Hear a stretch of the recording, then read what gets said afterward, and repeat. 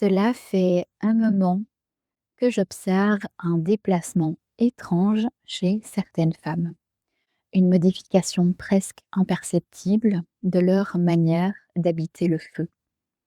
Ce ne sont pas leurs mots qui changent en premier et ce n'est pas forcément leur manière de pratiquer la spiritualité. Je veux parler de toute autre chose, une manière différente de porter leur présence, de rayonner leur énergie, une manière différente d'aller vers le monde. Et au plus je regarde ce mouvement, au plus j'ai la sensation qu'il raconte quelque chose de beaucoup plus vaste que des trajectoires individuelles. Je suis Corinne Deleneur, une femme oracle. Je lis les mondes par l'intérieur, par les seuils, par les tensions qui précèdent les gestes. J'écoute le monde par ses silences et par ce qui bouge avant que ça n'apparaisse au plan du conscient et dans le mouvement. Ici, le sacré n'est pas ailleurs, il est en nous et il traverse le réel. Bienvenue dans ce nouvel épisode de l'oracle et le monde. Dans cet épisode, j'ai envie de vous parler de quelque chose qui est observé dans les espaces spirituels féminins, notamment sur les réseaux sociaux numériques, et plus les mois passent, plus ce mouvement devient visible pour celles qui savent regarder les déplacements souterrains avant qu'ils ne prennent une forme évidente dans le collectif. Beaucoup de femmes qui, durant des années, se sont reconnues dans l'archétype de la sorcière, dans cette posture rebelle, sauvage, antipatriarcale, profondément insoumise, semblent être en train de changer de peau. Je ne parle pas ici des femmes qui abandonnent brutalement un univers spirituel pour un autre, ni de celles qui suivent les fluctuations esthétiques des tendances numériques comme on change de décoration intérieure selon les saisons. Je parle d'un déplacement beaucoup plus profond dans la structure même de leur énergie. Une mutation intérieure qui finit ensuite par se voir dans leur manière d'habiter leurs paroles, leur corps, leur rapport au sacré, leur manière de créer, de transmettre et de se positionner dans le monde. Le plus frappant, justement, c'est qu'elles ne quittent pas la magie, elles ne quittent pas le vivant, elles ne quittent pas les savoirs anciens, les mémoires des femmes, le lien au cycle, aux plantes, au rythme invisible, à l'intuition, aux dimensions symboliques de l'existence. Rien de tout cela ne disparaît. Au contraire, chez certaines, cette relation devient même plus profonde, plus incarnée, moins performative, comme si leur lien au sacré cessait progressivement d'avoir besoin d'être montré pour devenir une manière organique de respirer le monde. Leur posture, elle, change. Et c'est précisément là que le phénomène devient intéressant à observer parce qu'il raconte quelque chose de beaucoup plus complexe qu'une simple évolution individuelle. Alors, pendant longtemps, beaucoup de ces femmes ont eu besoin de la figure de la sorcière pour revenir à elles-mêmes dans un monde qui les avait rendues étrangères à leur propre nature. Il fallait une figure capable de porter la rupture, une figure capable de dire non suffisamment pour fissurer des générations entières d'adaptations féminines. Il fallait récupérer la colère, récupérer l'instinct, récupérer le droit de ressentir sans être immédiatement ramené à la folie, à l'hystérie ou à l'excès émotionnel. Il fallait aussi réhabiliter des parts de connaissances que la modernité occidentale avait méthodiquement ridiculisées. Le lien au corps comme un espace de perception, le rapport symbolique au vivant, la cyclicité, les savoirs intuitifs, les lectures invisibles du réel, tout ce qui échappait à une vision strictement rationnelle, productive et contrôlable de l'existence. Et lorsqu'un archétype revient avec autant de force dans une civilisation tout entière, il ne revient jamais par hasard. Les archétypes ne deviennent pas collectivement puissants parce qu'ils sont esthétiques. Ils deviennent puissants parce qu'ils répondent à un manque profond du psychisme collectif. Derrière le retour de la sorcière, il y avait des femmes épuisées de devoir survivre dans des structures qui exigeaient d'elles une dissociation permanente. Des femmes qui avaient appris à être fonctionnelles avant d'apprendre à être habitées. Des femmes dont le système nerveux portait encore des mémoires de silenciation, jusque dans leur manière de prendre la parole, de poser des limites, de sentir leurs intuitions les plus élémentaires. Beaucoup avaient grandi dans des environnements où le féminin intuitif était immédiatement décrédibilisé, où percevoir trop devenait un problème à corriger plutôt qu'une intelligence à comprendre. Alors, eh bien, l'archétype de la sorcière a servi de porte de retour. Alors, ce n'était pas vraiment sous la forme d'un personnage décoratif. C'était plutôt un espace psychique de récupération intérieure. Elle permettait de dire: «Je vois, je sens, je refuse, je ne collaborerai plus intérieurement avec certaines structures qui n'œuvrent pas pour mon plus grand bien». Elle autorisait des femmes à récupérer des fragments d'elles-mêmes que des siècles d'organisation sociale avaient rendus honteux, dangereux, voire invisibles. Et cela a eu une fonction vraiment profondément nécessaire. Parce qu'un être humain coupé trop longtemps de sa perception finit toujours par tomber malade d'une manière ou d'une autre. Lorsqu'une civilisation coupe les êtres du vivant, du silence, des rythmes organiques et du langage symbolique, les corps finissent par errer loin d'eux-mêmes, même lorsqu'ils semblent parfaitement fonctionnels en surface. Mais aujourd'hui, chez certaines de ces femmes, le feu change de fonction. Et c'est cela que je trouve fascinant à observer. Parce qu'on sent qu'elles ne veulent plus consacrer l'intégralité de leur énergie vitale à lutter contre ce qu'on appelle le vieux monde, même lorsqu'elles continuent à voir parfaitement ces structures, ces violences, ces mécanismes d'épuisement et de récupération. Leur lucidité demeure. Elles continuent de voir, peut-être même avec une précision, mais beaucoup plus calme qu'auparavant. Et pourtant, quelque chose dans leur manière de porter cette lucidité commence à muter, comme si leur âme refusait désormais d'organiser toute leur existence autour du face-à-face avec ce qu'elle dénonce. Et ce seuil-là, il est immense parce qu'il demande une autre forme de puissance que la rupture.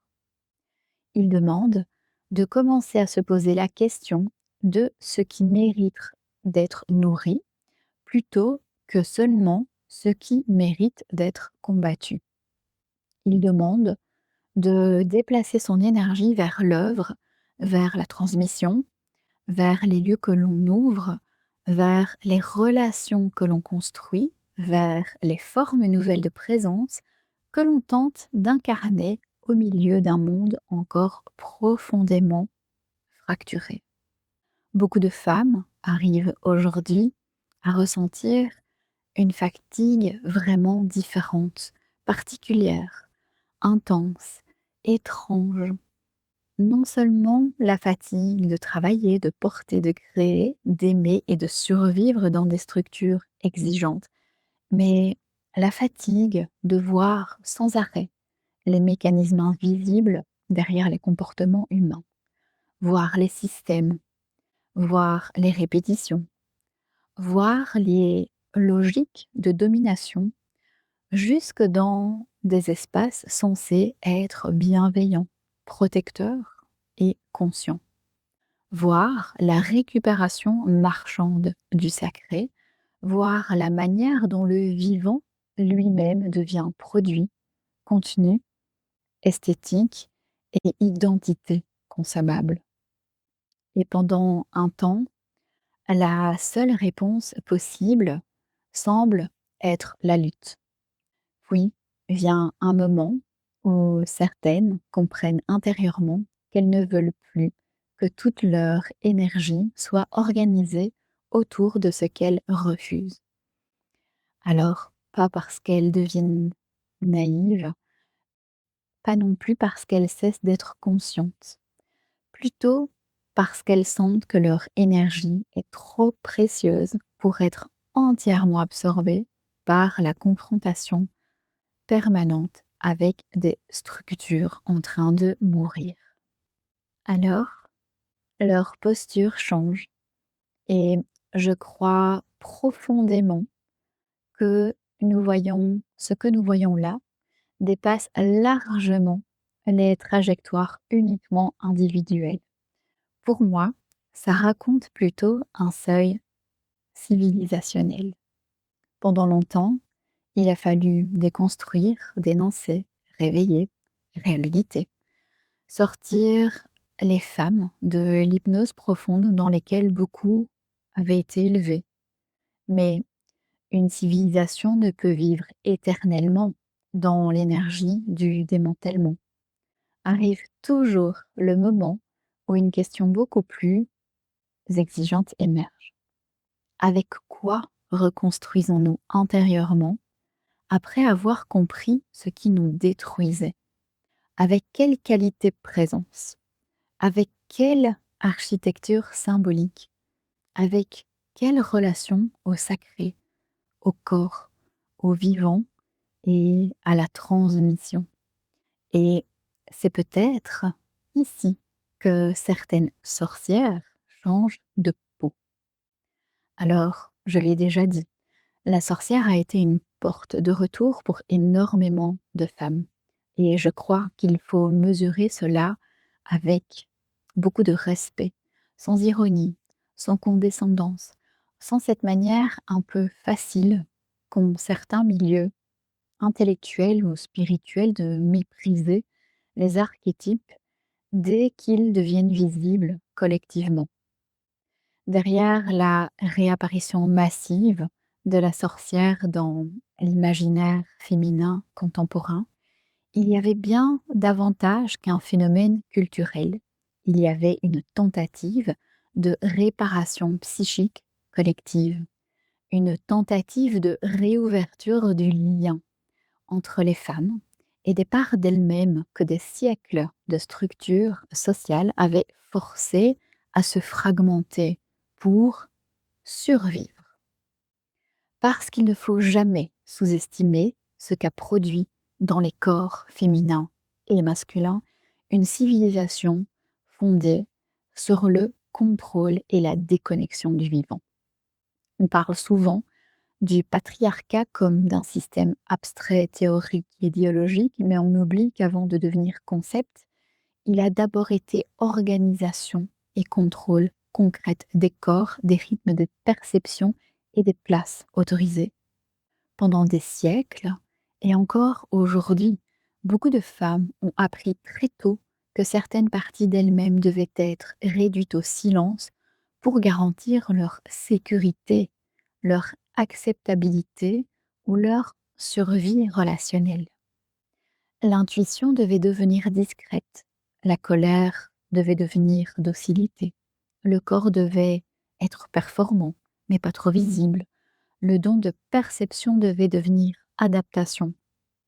Même le soin a souvent été retourné contre les femmes, transformé en devoir d'épuisement permanent plutôt qu'en intelligence relationnelle vivante.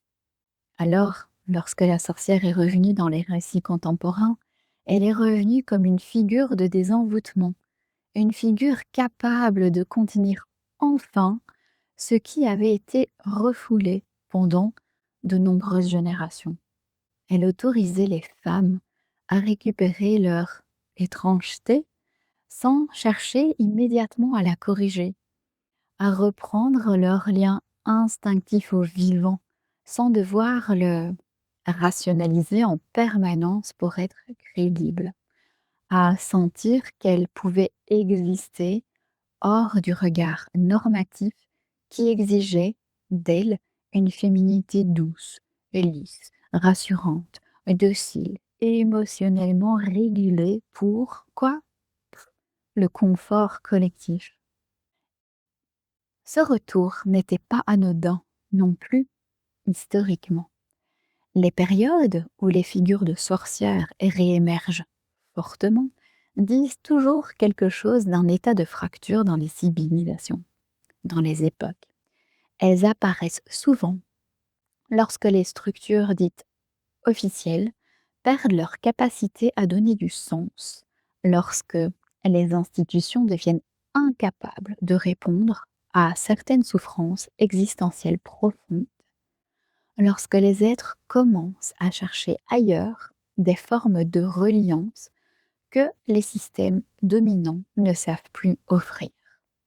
La sorcière, moderne, est apparue dans une époque d'effondrement symbolique immense, perte de sens, fatigue généralisée, explosion des troubles anxieux, hyperproductivité devenue mode de vie, burn-out. Partout, marchandisation du corps, accélération constante des rythmes de vie, déconnexion du vivant et une solitude émotionnelle et psychique malgré l'hyperconnexion numérique.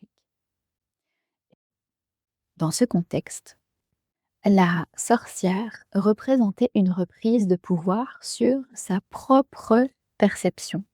Elle disait: ton corps n'est pas fou d'être épuisé dans des structures qui violent ses rythmes naturels. Ton intuition n'est pas hystérique parce qu'elle détecte des incohérences invisibles. Ton silence, ton besoin de silence n'est pas un défaut d'adaptation. Ton lien au symbolique n'est pas une faiblesse intellectuelle et ton instinct n'est pas un problème à corriger.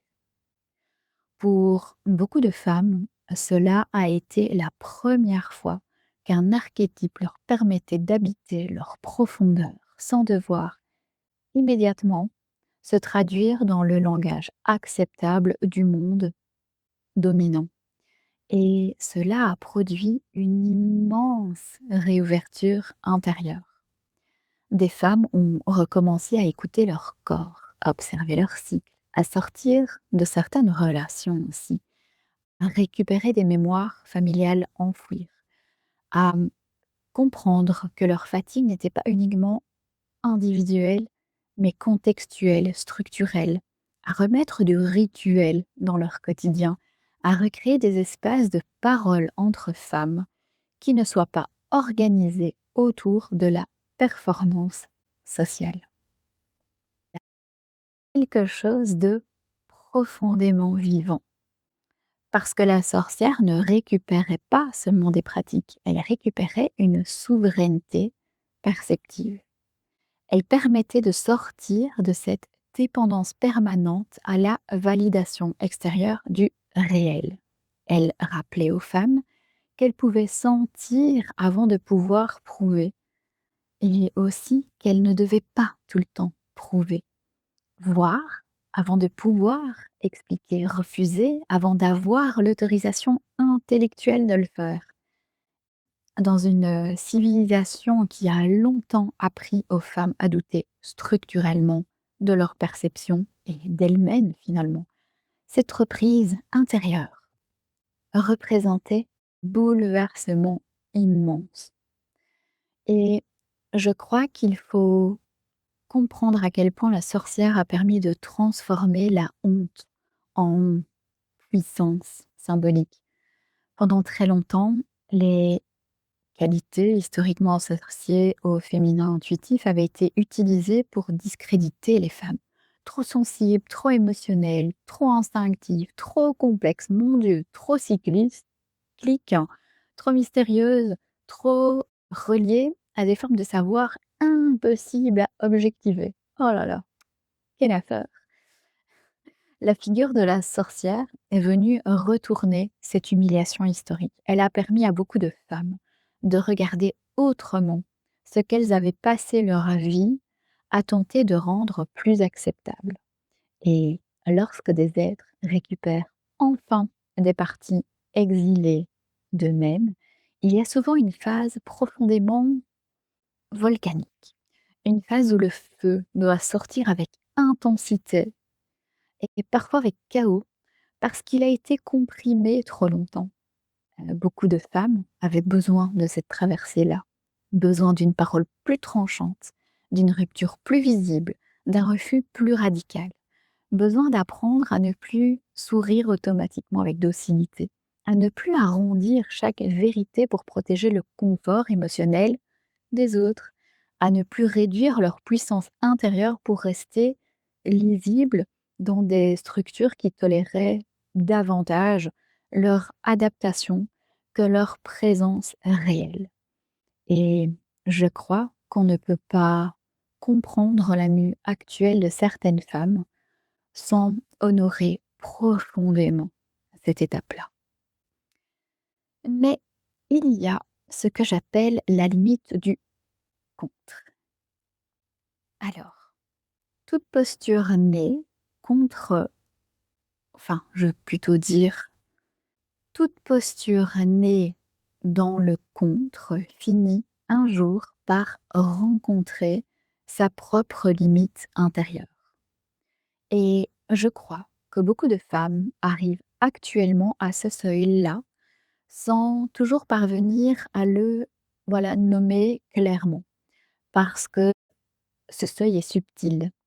Il ne ressemble pas à une rupture. Il ressemble davantage à une fatigue profonde du système nerveux, une fatigue existentielle presque, face au fait de devoir rester psychiquement relié en permanence à, ce que l'on combat. Car le corps reste lié à son centre de gravité, même lorsqu'il s'y oppose, lorsqu'il le dénonce, même lorsqu'il le refuse avec lucidité.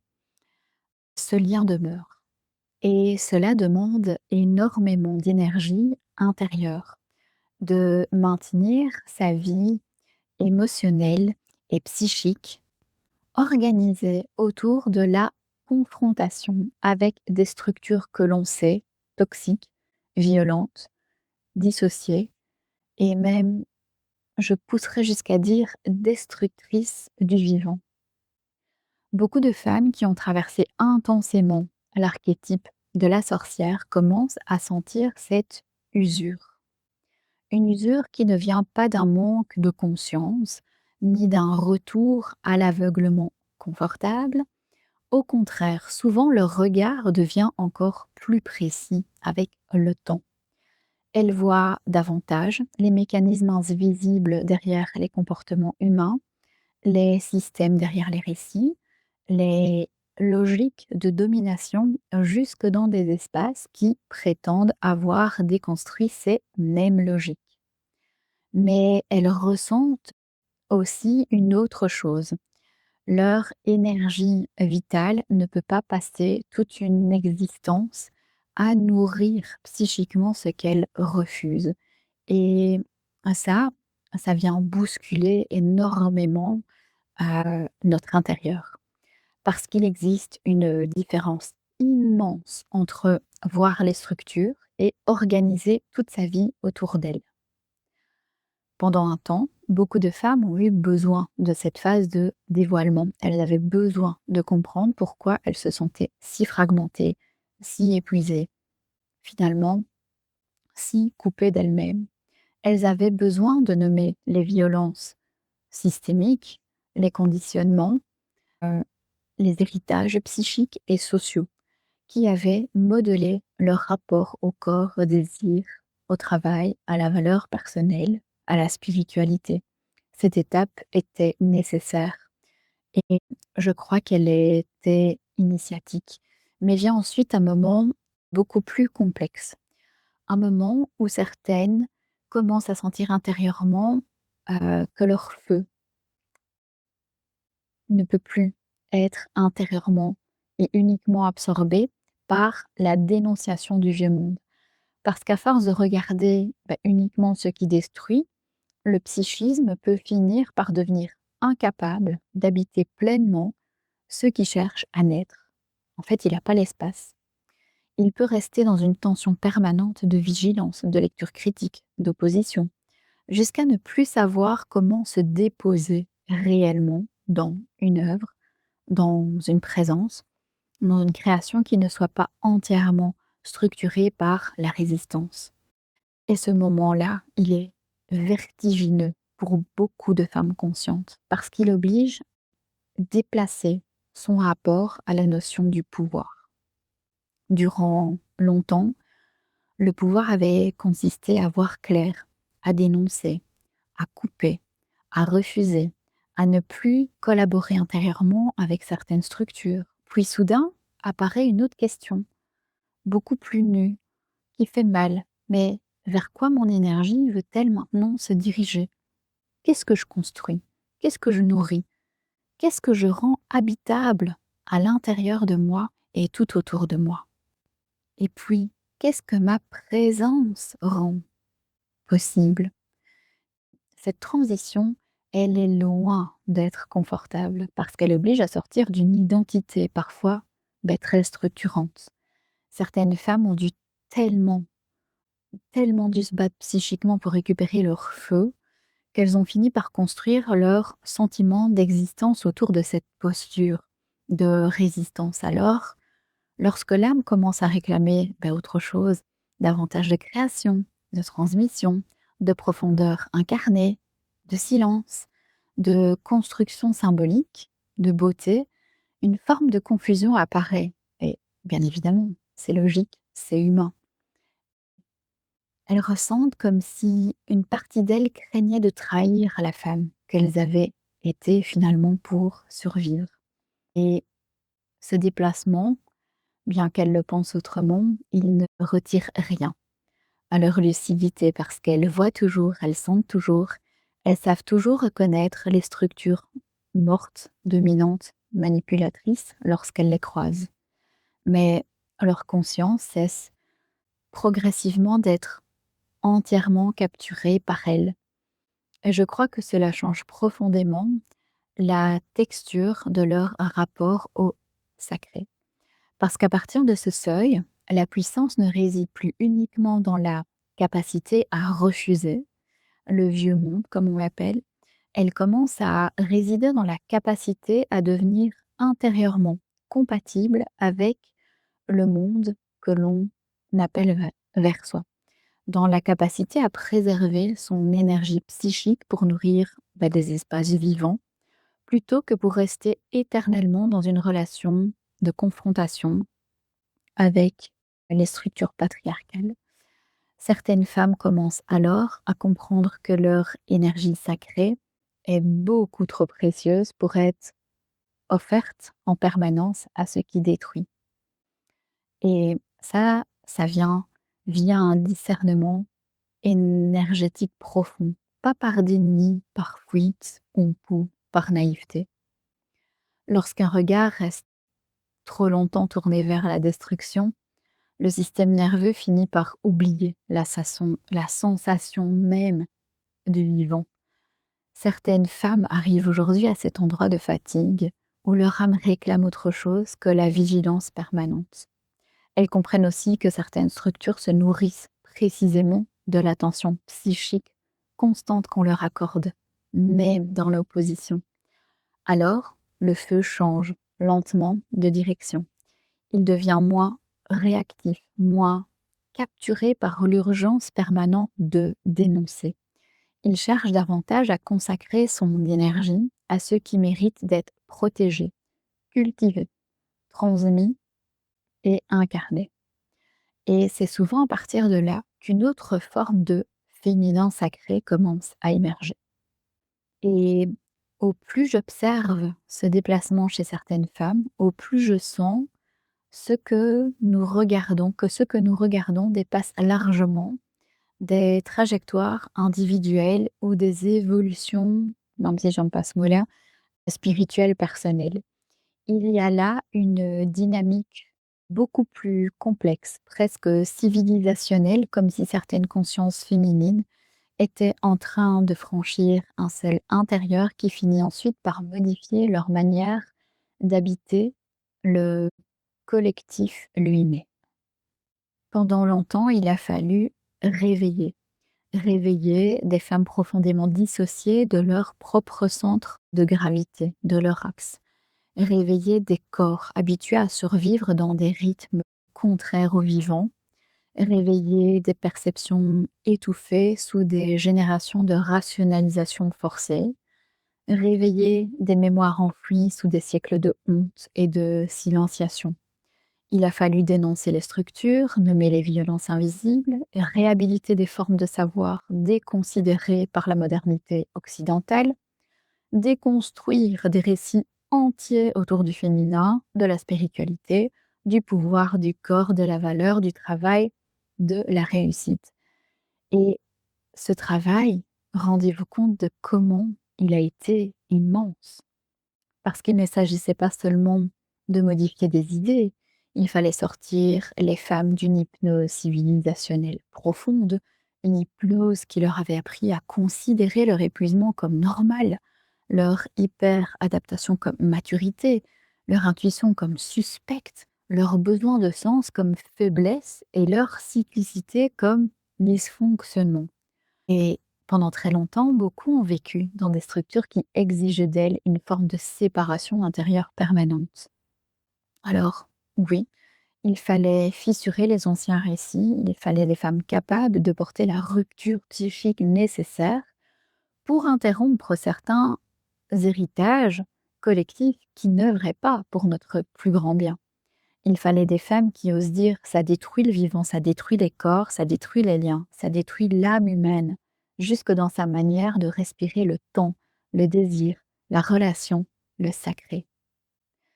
Mais aucune civilisation ne peut vivre éternellement dans l'énergie du démantèlement. Et je crois que c'est précisément là que nous sommes rendus aujourd'hui.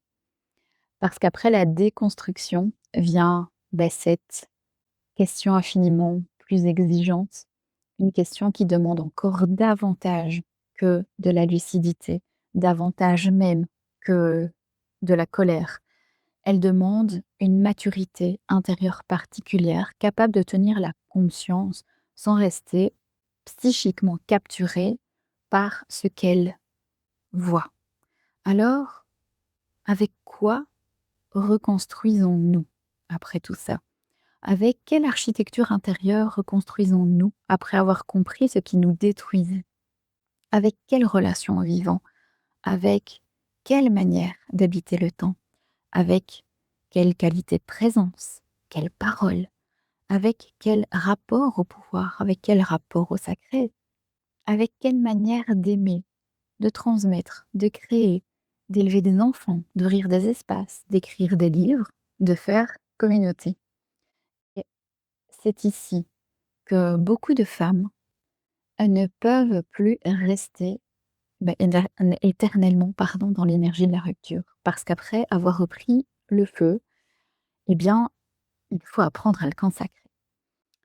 Et beaucoup de femmes ont appris à survivre dans le brasier, mais très peu ont appris ce que devient une femme lorsque le feu cesse enfin d'être uniquement défensif. Parce qu'un feu qui ne sert qu'à repousser finit parfois par consumer aussi la maison intérieure de celle qui le porte. Et c'est vraiment à cet endroit-là que je crois profondément que la milieu actuelle en fait se situe. Dans ce passage lent, parfois presque imperceptible, entre la sorcière comme figure de résistance et une autre figure féminine qui commence à émerger dans les profondeurs collectives, une figure moins organisée autour du refus et davantage autour de la préservation consciente du vivant.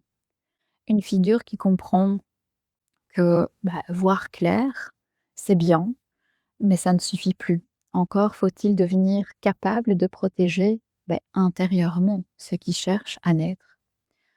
Parce qu'une civilisation ne se transforme jamais uniquement par la dénonciation de ce qui s'effondre, elle se transforme lorsque des êtres deviennent capables d'incarner des structures symboliques différentes dans leur manière d'habiter le réel.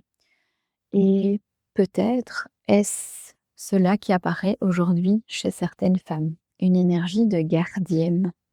Pas la gardienne figée dans des hiérarchies spirituelles anciennes, pas une figure décorative de sagesse féminine, je parle d'une posture intérieure beaucoup plus organique, beaucoup plus enracinée dans la conscience des seuils. Une femme qui ne se contente plus de refuser, mais qui commence à protéger les conditions d'existence du vivant, les conditions psychiques, symboliques, relationnelles et spirituelles nécessaires pour qu'une autre chose puisse émerger. La gardienne, elle comprend que toute énergie offerte en permanence au vieux monde manque ensuite aux œuvres qu'il faudrait nourrir. Elle comprend que la vigilance sans création finit par dessécher l'âme. Elle comprend aussi que certaines structures ne tombent pas seulement parce qu'on les combat, mais parce qu'un nombre croissant d'êtres cesse intérieurement de leur donner le statut de centre de gravité absolue. Intégrer ceci. Alors son feu ralentit parfois en surface, sa parole aussi.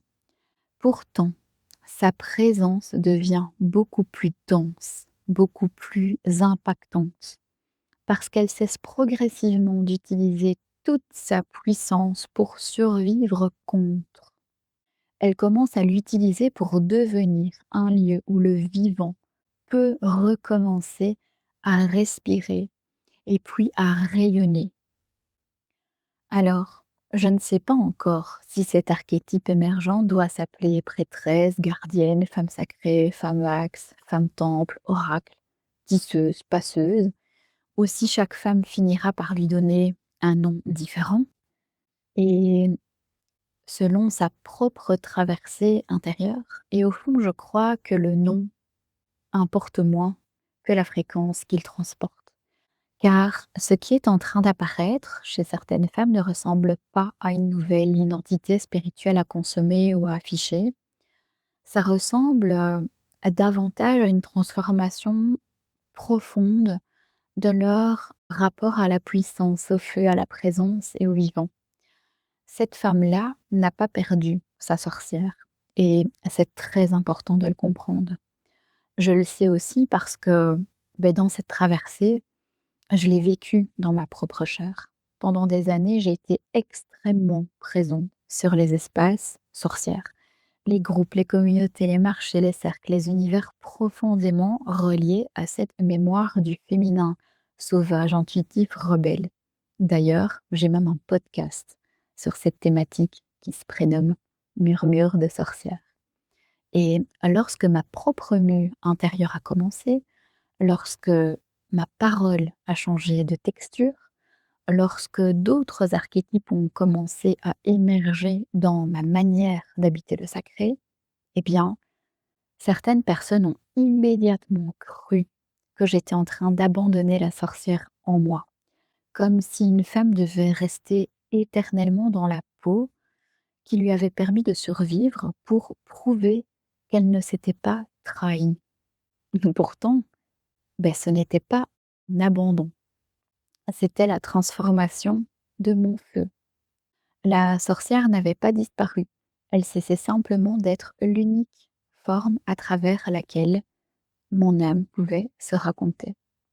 Et si je décide d'enregistrer cet épisode spécifique aujourd'hui, c'est parce que je crois que beaucoup de femmes traversent actuellement cette confusion.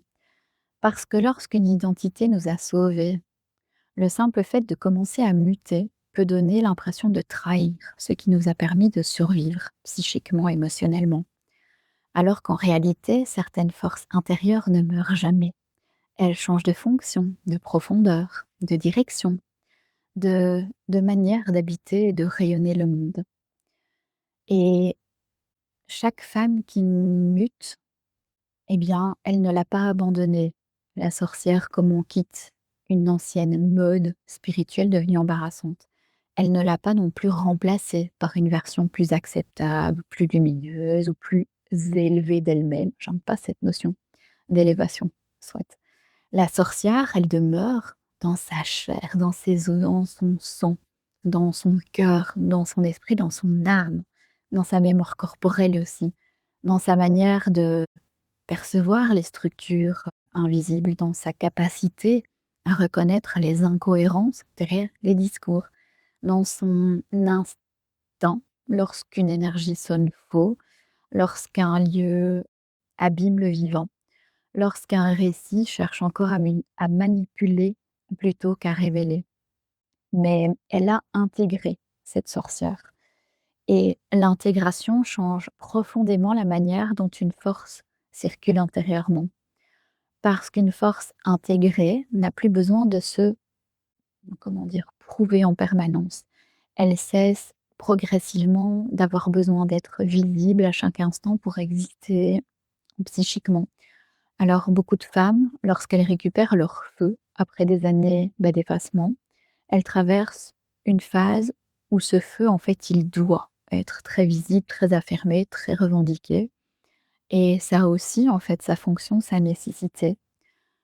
Lorsqu'une partie de soi est comprimée trop longtemps, comme je le disais en début d'épisode, elle revient souvent avec une intensité volcanique, comme un organisme qui reprend brutalement sa place, qui réapprend de façon chaotique à respirer après avoir vécu, en apnée. Mais ensuite, eh bien, chez certaines, le rapport au feu se transforme. Elles n'ont plus besoin de prouver continuellement qu'elles sont dangereuses pour les structures mortes. Elles n'ont plus besoin de montrer leurs griffes à chaque instant pour sentir leur liberté intérieure. Et elles n'ont plus besoin de se définir principalement par leur opposition. Et leur souveraineté, leur puissance cesse progressivement d'être réactive. Et ça change beaucoup de choses dans sa façon d'être.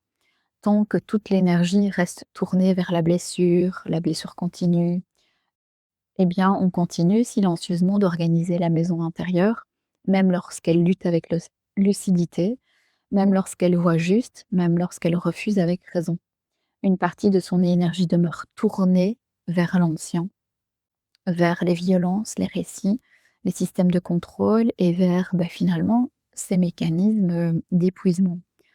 Or, chez certaines femmes, la liberté devient plus intérieure, plus silencieuse, moins dépendante du regard extérieur. Elles peuvent encore dire non, bien sûr, et souvent leur non devient même plus clair, plus tranchant et étrangement plus calme, et aussi plus irrévocable qu'avant.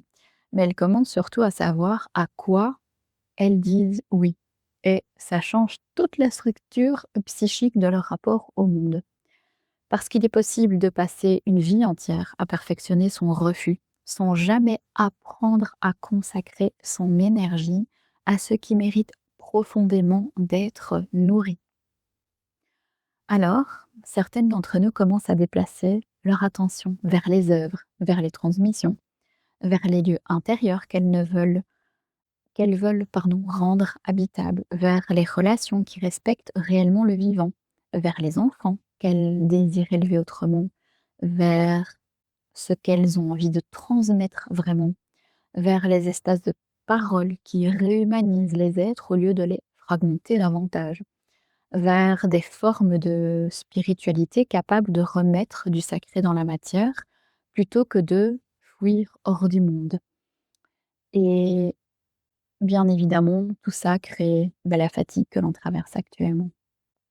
Parce qu'il ne s'agit pas seulement, de la fatigue de travailler, de porter des mets, de créer, de s'occuper de tout, Dans des sociétés, extrêmement exigeantes, hein, vraiment déjà psychiquement, émotionnellement et physiquement, il y a, cette fatigue beaucoup plus souterraine, c'est celle, de voir les structures, voir les répétitions, les mécanismes invisibles, voir comment les femmes restent encore dressées à douter d'elles-mêmes jusque dans des milieux qui prétendent les protéger et qui disent être capables aussi de les libérer. Voir comment le sacré lui-même est récupéré, vidé, transformé en produit esthétique, en contenu consommable, en identité spirituelle, performée pour exister dans l'économie, de l'attention numérique. Voir sans cesse finit par modifier la texture du corps, je vous le dis. Certaines femmes deviennent incapables de se reposer réellement, comme moi par exemple, je l'ai vécu encore tout récemment, comme si leur système entier restait en veille face au monde, incapable de déposer les armes, même dans le silence. Alors, lorsque ces femmes, mmh, changent de peau, elles comprennent aussi qu'elles portent en elles une jolie graine, une architecture intérieure, une parole capable de remettre du sens là où tout a été fragmenté, qu'elles sont une œuvre en gestation, une présence, qui influence les espaces qu'elles traversent, une manière d'habiter une maison, une relation, un corps, un silence. Et aussi une capacité à rendre le vivant plus respirable autour d'elles. Et c'est là que certaines femmes cessent progressivement d'être uniquement des figures de rupture pour devenir des figures de continuité du vivant. Leur sorcière demeure, mais elle cesse progressivement d'être une blessure en état d'alerte permanent. Elle devient une intelligence du feu. Une manière de reconnaître ce qui détruit le vivant sans devoir brûler avec lui. Alors, si tu reconnais ce territoire intérieur, si tu sens toi aussi qu'une ancienne peau devient trop étroite sans que la nouvelle ait encore totalement pris forme, tu peux découvrir les guidances de l'axe et les guidances point de lumière sur mon site. À travers ces guidances, j'accompagne les femmes qui traversent ces entre-deux silencieux, où l'âme cesse progressivement de collaborer avec certaines formes de survie pour retrouver une manière plus souveraine d'habiter leur propre vérité. Peut-être que les sorcières ne disparaissent pas. Peut-être qu'elles changent de peau parce que le monde a maintenant besoin d'autre chose que de leur colère. Il a encore besoin de leur lucidité, de leur mémoire, de leur lien aux plantes, aux cycles, au corps, aux signes, au seuil. Il a encore besoin de leur capacité à sentir quand quelque chose sonne très très faux. Mais il a aussi besoin de leurs œuvres, de leurs lieux, leurs livres, leurs voix, leurs rituels, leurs décisions et de leur présence entière. Peut-être que le prochain seuil n'est plus seulement de refuser le monde qui nous a blessés profondément. Peut-être que le prochain seuil est d'incarner si puissamment le sacré que l'ancien monde patriarcal cesse peu à peu d'être notre unique centre de gravité. Nous sommes arrivés à la fin de cet épisode du podcast L'Oracle et le Monde. Je vous retrouve bientôt dans un nouvel épisode et que d'ici là, ma parole chemine en vous et se rayonne tout autour de vous. À très bientôt.